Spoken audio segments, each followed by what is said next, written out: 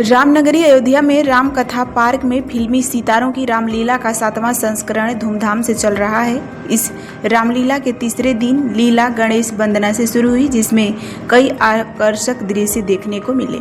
Miss universe India Manika Vishwakarma ने माता सीता की भूमिका निभाई और अपनी अदाकारी से दर्शकों को मंत्रमुग्ध कर दिया। पुनीत ईश्वर ने परशुराम का किरदार निभाया और पिनाक धनुष के टूटने पर अपना क्रोध व्यक्त किया, जो बहुत ही प्रभावशाली था। रामलीला के आयोजक सुभाष मलिक और शुभम मलिक ने बताया कि इस रामलीला में कई जाने माने कलाकार भाग ले रहे हैं, जिसमें मनिका विश्वकर्मा, पुनीत ईश्वर, मनोज तिवारी, रवि किशन और राजेश पुरी शामिल है। यह रामलीला विश्व में सबसे बड़ी रामलीला मानी जा रही है और इसका प्रसारण दूरदर्शन और यूट्यूब पर भी किया जा रहा है, जिससे देश विदेश के लाखों श्रद्धालु इसे देख सकते हैं। उन्होंने रामनगरी में विकास कार्यों को लेकर प्रधानमंत्री और मुख्यमंत्री योगी आदित्यनाथ की सराहना की। यह रामलीला भगवान राम की कथा और संस्कृति को आगे बढ़ाने का महत्वपूर्ण माध्यम माना जा रहा है। मैं ईश्वर का आभार व्यक्त करना चाहता हूं कि उन्होंने मुझे ये सुअवसर प्राप्त करवाया कि मैं रामलला की धरती पर, पावन धरती पर पधारा हूं और मुझे रामलीला में परशुराम का पात्र निभाने का सुअवसर प्राप्त हुआ। मैं तो बस ये समझता हूं कि सनातन धर्म की सेवा में मेरा ये छोटा सा योगदान है। क्या कहना चाहते हैं सर योगी और विकास? अतुलनीय, वंदनीय। सर यहाँ की जनता को कितना स्नेह प्यार देते हैं? बहुत बढ़िया जी। मैं बस ये चाहता हूँ कि हमारी जो जनता है वो केवल पूजा पाठ करें, रामलला के आदर्शों पर चलें, जो उनकी सीख है उस पर ध्यान दें और उस पर चलें। मंदिर के बारे में क्या कहना है? एक अद्भुत, बहुत ही अद्भुत भव्य मंदिर है, अद्भुत है जी।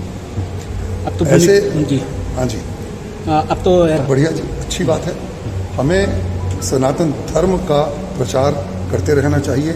हमारी सभ्यता क्या है, हमारी संस्कृति क्या है, ये देश विदेशों में हर जगह, पूरे विश्व में इसका जो है इसे ख्याति मिलनी चाहिए।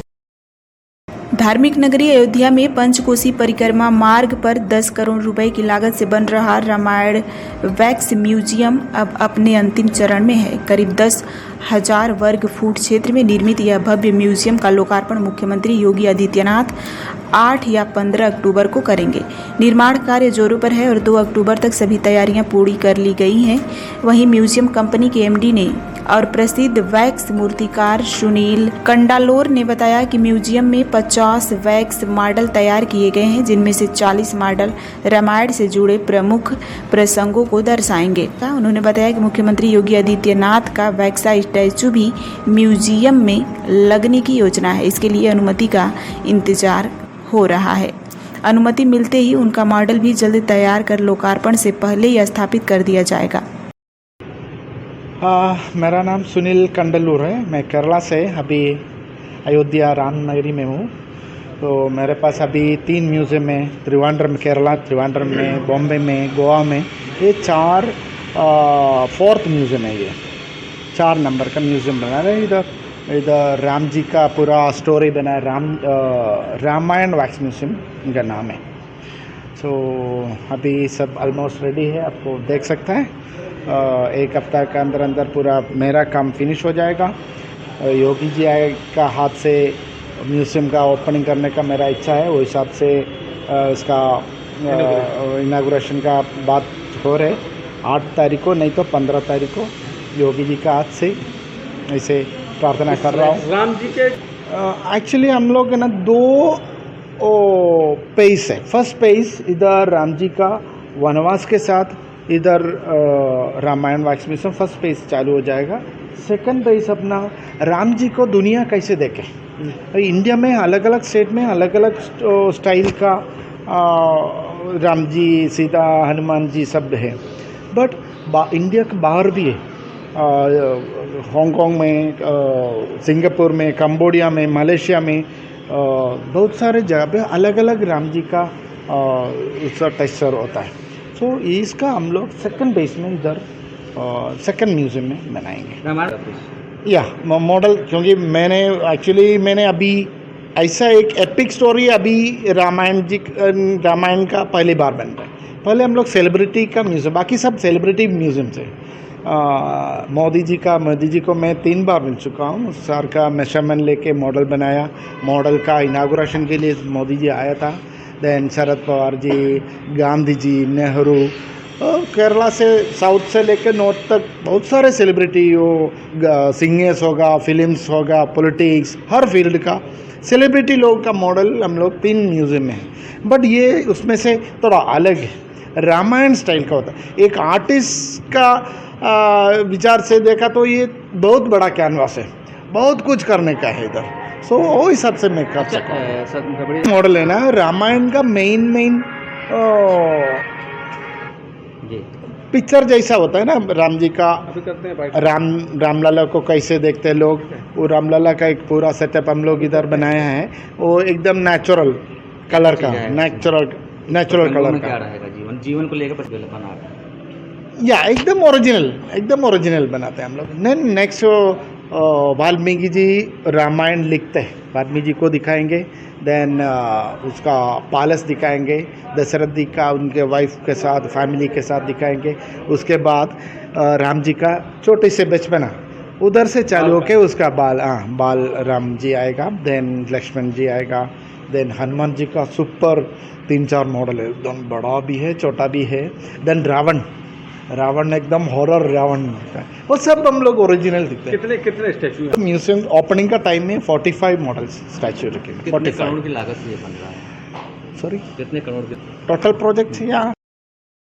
मुजफ्फरनगर से खबर है, जहां 24-25 सितंबर की रात्रि में ककरौली पुलिस ने ढांसरी नाईपुर मार्ग पर वाहन चोरी गिरोह के खिलाफ कार्रवाई करते हुए एक बदमाश को मुठभेड़ में गोली लगने के बाद गिरफ्तार किया, जबकि अन्य 3 आरोपियों को गोदाम से दबिश देकर पकड़ा गया। गिरफ्तार आरोपियों की निशानदेही पर 11 चोरी की मोटरसाइकिलें, उनके पार्ट्स और अवैध शस्त्र बरामद किए गए हैं। घायल बदमाश को उपचार हेतु अस्पताल में भर्ती कराया गया है। पुलिस ने सभी आरोपियों के खिलाफ विधिक कार्रवाई शुरू कर दी है। हाल फिलहाल में थाना ककरौली क्षेत्र अंतर्गत 3 मोटरसाइकिल चोरी हुई थी। तीनों के जो है अभियोग थाना ककरौली पर पंजीकृत किए गए थे। इस संबंध में एसओ ककरौली के नेतृत्व में पुलिस टीम गठित की गई थी, जो इन घटना को अनावरण और जो बाइक चोरी का गैंग जो हमारे क्षेत्र में सक्रिय हो रहा है, इसको पकड़ने के लिए जो है इस टीम का गठन किया गया था। और बहुत सफलतापूर्वक इनकी टीम द्वारा जो है जो तीनों अभियुक्त जो बाइक चोरी की घटनाओं में शामिल थे, उन 3 अभियुक्तों को भी गिरफ्तार किया गया। वो जिस मिस्त्री को आगे बेच रहे थे, जो बाइक को काट के उसके पार्ट्स विभिन्न जगहों पर गाजियाबाद, दिल्ली आगे बेच रहा था, उसको भी पकड़ा गया। और साथ ही इनके पोजेशन से कुल 9 साबुत मोटरसाइकिल और 2 मोटरसाइकिल के कटे हुए पार्ट्स, इस प्रकार से टोटल 11 मोटरसाइकिल जो है इनसे बरामद की गई हैं। ये चारों के नाम जो है सचिन, कपिल, मुनीश और मोनू हैं। ये चारों जो हैं गांव चमरौद, थाना हस्तिनापुर, जनपद मेरठ के रहने वाले हैं। ये लोग विभिन्न क्षेत्रों से जो है मोटरसाइकिल चोरी करके उसको काट के उसके पार्ट्स को जो अलग अलग जगहों पर जैसे गाजियाबाद, दिल्ली, इधर उसको बेच रहे थे। और इनके पास से जो है ये गिरफ्तार किया गया है। इसमें उल्लेखनीय है कि जो इसमें मनीष है, उसका पूर्व में भी काफ़ी बड़ा आपराधिक इतिहास है। उसके ऊपर कई लूट के, चोरी के, पुलिस मुठभेड़ के, 307 के, 420 के कई आपराधिक मामले जो हैं उसके विरुद्ध विभिन्न थानों में, मुजफ्फरनगर में, मेरठ में, गाजियाबाद में, नोएडा में कई जगह उसके विरुद्ध जो है पंजीकृत है। धामपुर से खबर है, जहां मोहल्ला खातियाना स्थित सुनारो वाले शिव मंदिर मैड़ सभा में नवरात्रि के पावन अवसर पर महिला कमेटी द्वारा माता रानी की चौकी का आयोजन श्रद्धा एवं भक्ति भाव से किया गया। कार्यक्रम में अभिषेक वर्मा व उनकी टीम ने मां दुर्गा की महिमाओं में भक्ति रस से ओतप्रोत भजनों की प्रस्तुति दी, जिससे पूरा मंदिर परिसर भक्तिमय हो उठा। जयकारों और भजनों की गूंज से वातावरण गूंजता रहा। इस मौके पर मुख्य यजमान के रूप में डॉक्टर अंकुर वर्मा, सोनी वर्मा, सतीश वर्मा, सुमन वर्मा, नरेश वर्मा, उषा वर्मा, डॉक्टर शंकर भारद्वाज और रेणु भारद्वाज उपस्थित रहे। कार्यक्रम में दीपमाला वर्मा, लक्ष्मी वर्मा, बीना वर्मा, नमिता वर्मा, कंचन वर्मा, प्रीति वर्मा, शोभवती, प्रेमवती सहित अनेक श्रद्धालुओं ने भाग लिया और कार्यक्रम के अंत में सभी को प्रसाद वितरण किया गया। सिद्धार्थनगर जिला में नवरात्र और दशहरा पर्व को देखते हुए प्रशासन पूरी तरह से अलर्ट मोड में है। डुमरियागंज में शांति और सुरक्षा बनाए रखने के लिए जिला अधिकारी और पुलिस अधीक्षक ने संयुक्त रूप से फ्लैग मार्च किया। डुमरियागंज के मंदिर चौराहे से लेकर खीरा मंडी तक भारी पुलिस बल के साथ जिलाधिकारी व पुलिस अधीक्षक अभिषेक महाजन ने मार्च किया। इस दौरान उन्होंने आम जनता से सुरक्षा का भरोसा दिलाया और सभी से त्योहार को शांति एवं सौहार्दपूर्ण तरीके से मनाने की अपील की। पुलिस अधीक्षक अभिषेक महाजन ने मीडिया से बातचीत करते हुए कहा कि नवरात्र और दशहरा पर्व शांतिपूर्ण तरीके से मनाएं, किसी प्रकार का माहौल बिगाड़ने वालों के खिलाफ कड़ी कार्रवाई की जाएगी।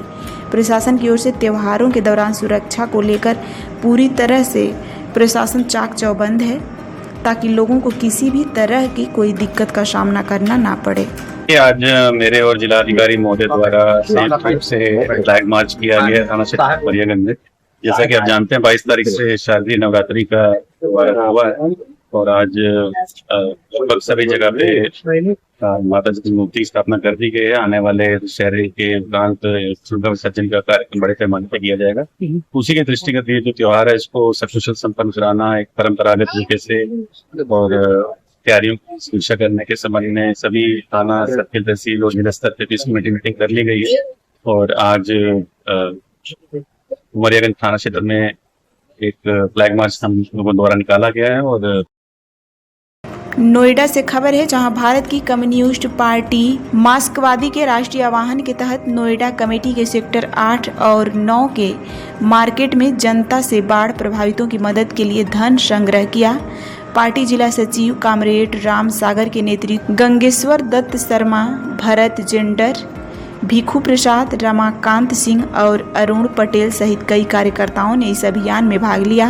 पार्टी नेता गंगेश्वर दत्त शर्मा ने बताया कि देश के विभिन्न हिस्सों में बाढ़ से प्रभावित लोगों की मदद के लिए पार्टी और जन संगठन लगातार प्रयासरत है।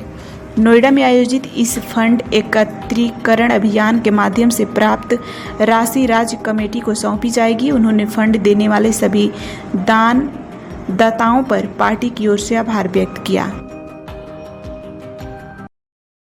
उत्तराखंड में पेपर लीक प्रकरण ने युवाओं और अभिभावकों का गुस्सा भड़का दिया है। देहरादून के बाद कुमाऊं में भी यह मुद्दा बड़ा जन आंदोलन बन गया है। गुरुवार को हल्द्वानी में बुद्धा पार्क और तिकोनिया में भारी संख्या में छात्र छात्राएं एकत्र हुए। उन्होंने सरकार और चयन आयोग के खिलाफ जोरदार नारेबाजी की। सभा में पंडित अभिभावक के अनिश्चितकालीन धरने का ऐलान किया, जबकि उत्तराखंड बेरोजगार संघ के प्रदेश उपाध्यक्ष भूपेंद्र कोरंगा आमरण अनशन पर बैठ गए। उनका कहना है कि पेपर लीक से मेहनत कश युवाओं का भविष्य अंधेरे में है और आयोग नकल माफियाओं के कब्जे में है। अभिभावकों ने चेतावनी दी कि जब तक स्नातक स्तरीय परीक्षा रद्द नहीं होगी और सीबीआई जांच नहीं कराई जाएगी तब तक आंदोलन जारी रहेगा।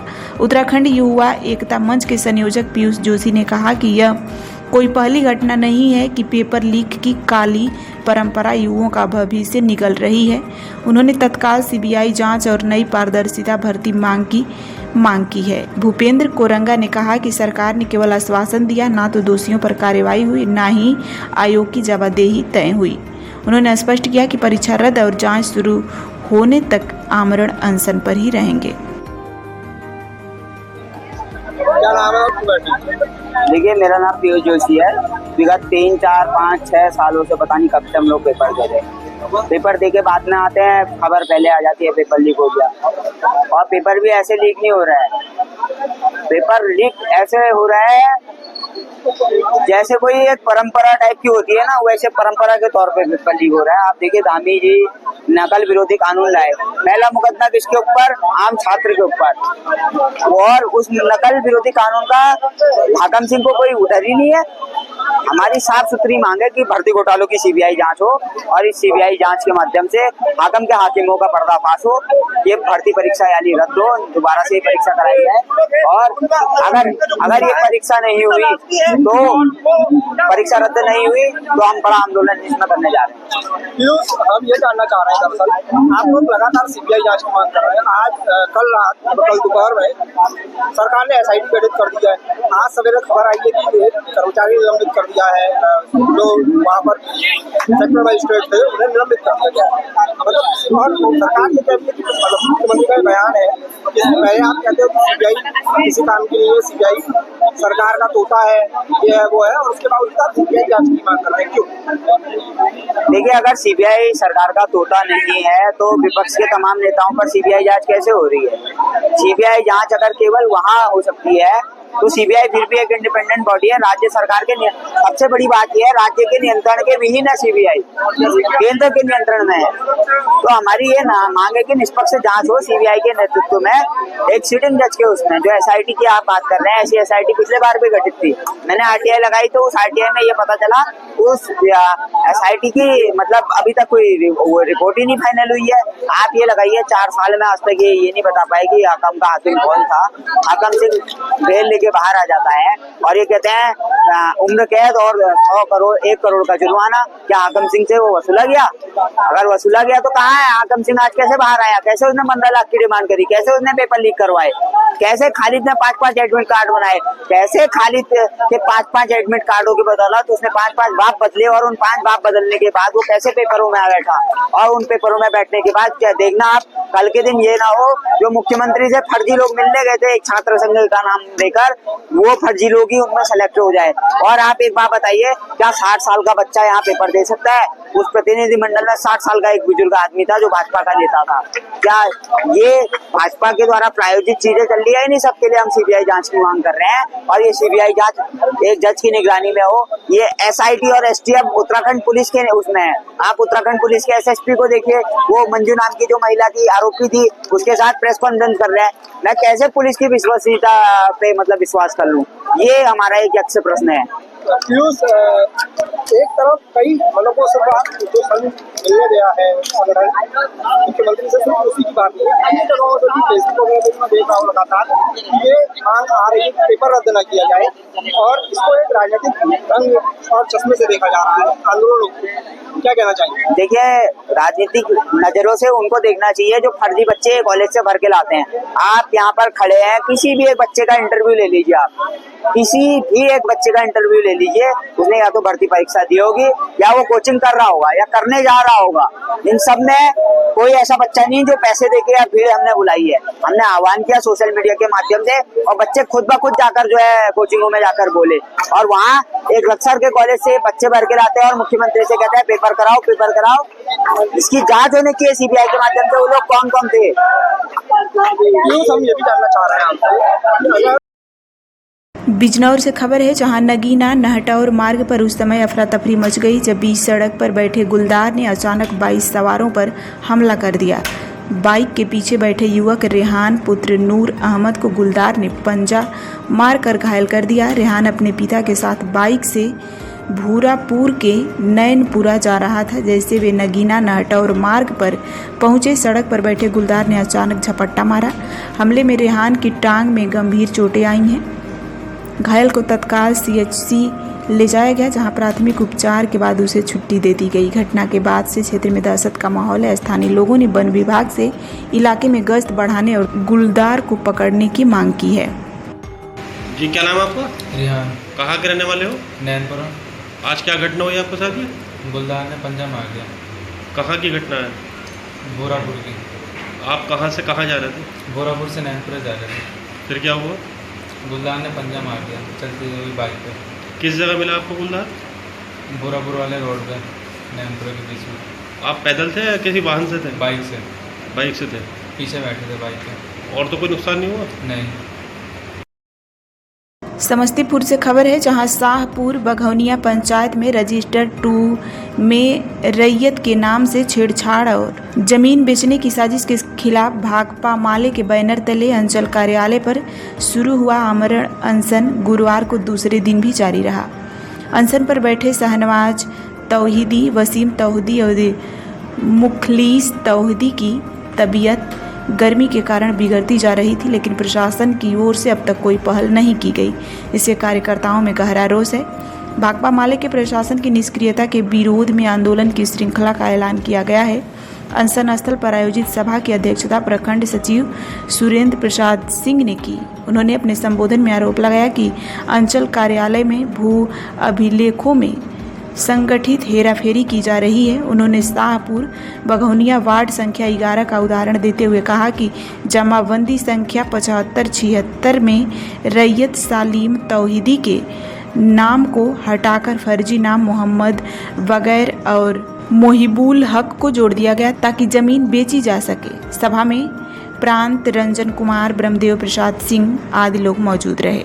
जो तमाम मजिस्ट्रेट है उनको भी बहाल किया है, और अगर इस आंदोलन पर किसी तरह का कोई जुल्म जाति किया जाता है तो यकीन जान लीजिए कि पूरे बिहार का ये आंदोलन बनेगा, पूरे बिहार के चक्का को जाम किया जाएगा, पूरे बिहार में इस आंदोलन को फैलाया जाएगा। इसलिए हम लोग आज कल से शांतिपूर्ण ढंग से बैठे हुए हैं और हम चाहते भी हैं कि शांतिपूर्ण ढंग से हमारा काम हो जाए, नहीं तो आने वाले समय में ये बड़ा आंदोलन रूप लेगा। और ये एक सिर्फ नौशाद तौहीदी के जमाबंदी का मामला नहीं है, इस तरीके के सैकड़ों मामला इस ब्लॉक के अंदर है, जो पैसा लेकर के इसका नाम काट के उसका नाम चढ़ा जाता है, उसका नाम काट के उसका नाम चढ़ाया जाता है। इस अंचल कार्यालय ताजपुर अंचल कार्यालय में इस खेल को बंद किया जाए, नहीं तो आने वाले समय में और इससे बड़ा हम लोग आंदोलन करेंगे। और आज अनशन का दूसरा दिन है। हम लोगों के साथी जो अनशन में बैठे हैं, हम तमाम लोगों को उनको हम अपनी पार्टी की ओर से क्रांतिकारी। सिद्धार्थनगर जिला में सांप्रदायिक सौहार्द बिगाड़ने की कोशिश का एक वीडियो सोशल मीडिया पर वायरल हुआ है। यह वीडियो कुछ दिन पुराना बताया जा रहा है, जिसमें दुर्गा प्रतिमा लेकर जा रहे लोगों और अन्य समुदाय के बीच विवाद देखा जा सकता है। मिसरौलिया थाना क्षेत्र के गौरीडीह का बताया जा रहा है वीडियो में विशेष समुदाय के खिलाफ गाली गलौज और नारेबाजी की गई, जो पुलिस की मौजूदगी में हुई। इस घटना के बाद माहौल उग्र हो गया है। पुलिस की कार्रवाई को लेकर भी सवाल उठ रहे हैं कि नारेबाजी के बावजूद पुलिस ने हस्तक्षेप क्यों नहीं किया। इस पूरे मामले पर पुलिस अधीक्षक अभिषेक महाजन ने कहा कि मामले में मुकदमा दर्ज कर कठोर कार्रवाई की जाएगी। प्रशासन इस प्रकार की सांप्रदायिक गतिविधियों को बर्दाश्त नहीं करेगा। सर, जैसे कि गौरीडीह में मूर्ति लाने से पहले ही माहौल खराब किया है, दशहरा चल रहा है, तो ऐसे लोगों के लिए क्या निर्देश संदेश है? जैसा आप जान ही रहे हैं कि कोई भी आदमी जो माहौल खराब करने की कोशिश करता है, कानून अपने हाथ में लेता है, उस पे पुलिस प्रशासन शासन के भी निर्देश सकते हैं और उस पर कार्रवाई हुई है और जो अपने मैटर कहा उसमें मुकदमा दर्ज करके आगे कंटिन्यू। उत्तर प्रदेश के जनपद हापुड़ से चौंकाने वाला खबर सामने आया है, जहां एक युवक के पेट का ऑपरेशन किया गया, तो जिसके पेट से 29 स्टील के चम्मच, 19 टूथब्रश और 2 पेन निकले। यह जानकर डॉक्टर भी दंग रह गए कि युवक के पेट में इतनी अनोखी चीज कैसे पहुंची। मामला कुछ यूं ही नशे का आदी युवक सचिन को उसके परिजनों ने नशा मुक्ति केंद्र भेजा था। वहां उसने गुस्से में आकर स्टील के चम्मच, टूथब्रश खाना शुरू कर दिया। हालात बिगड़ने पर युवक को अस्पताल में भर्ती कराया गया, जहां डॉक्टरों ने ऑपरेशन किया तो पेट से 29 चम्मच, 19 टूथब्रश और 2 पेन निकले। खुशखबरी की बात यह है कि युवक अब स्वस्थ है और उसे अस्पताल से घर वापस भेज दिया गया है। यह मामला हापुड़ में सबके लिए एक हैरान करने वाली घटना बन गई है। तो फ्रेंड्स, आज मैं एक रेयर केस रिपोर्ट कर रहा हूँ, जिसकी जो हिस्ट्री है वो ये है कि ये पेशेंट एडिक्टेड रहा है एंड साइकोलॉजिकली भी डिस्टर्ब रहा है।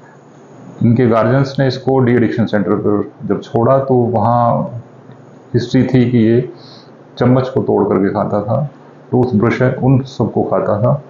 जब मेरे पास आया, हम लोगों ने एक्सरे कराया तो उसमें मल्टीपल जो फॉरेन बॉडीज की जो शेडो है वो एब्डोमेन में दिखाई दे रही थी। सीटी हम लोगों ने कराया तो उसमें फर्दर कंफर्म हुआ कि जो फॉरेन बॉडीज हैं वो मल्टीपल हैं और बड़ी बड़ी हैं और वो स्टमक के अंदर लॉज है।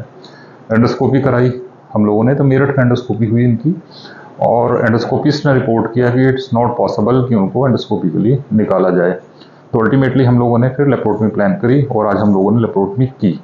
तो ये देखिए, इतना बड़ा जखीरा फॉरेन बॉडीज का आपके सामने है, जिसमें 28 मेटेलिक फॉरेन बॉडीज हैं जो चम्मच हैं।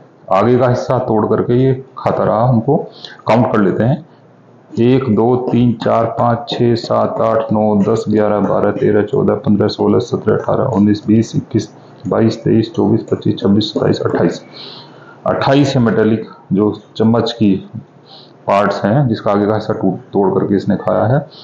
और 21 जो ये हैं प्लास्टिक फॉरेन बॉडीज हैं, काउंट कर लेते हैं। 1 2 3 4 5 6 7 8 9 10 11 12 13 14 15 16 17 18 19 टूथ ब्रश हैं।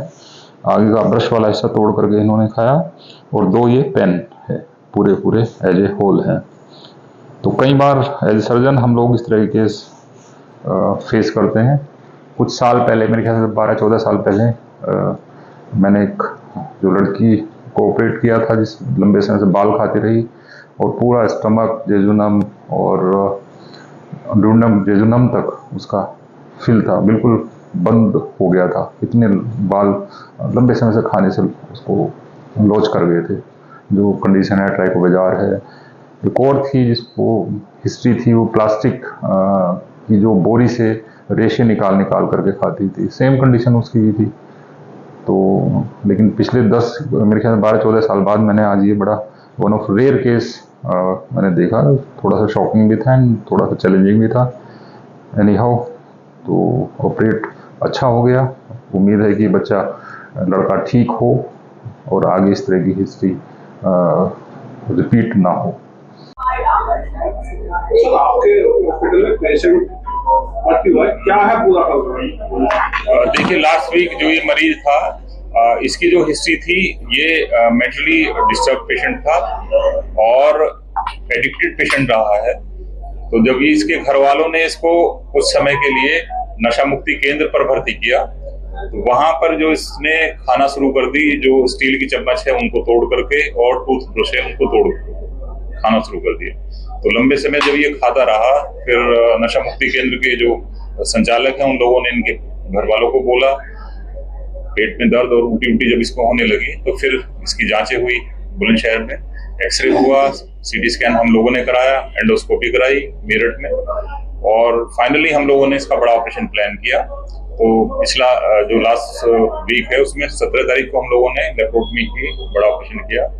और टोटल 49 चीजें हम लोगों ने, 49 चीजें, जिसमें 28 चम्मच हैं और 19 टूथब्रश हैं और 2 पेन हैं निप सहित।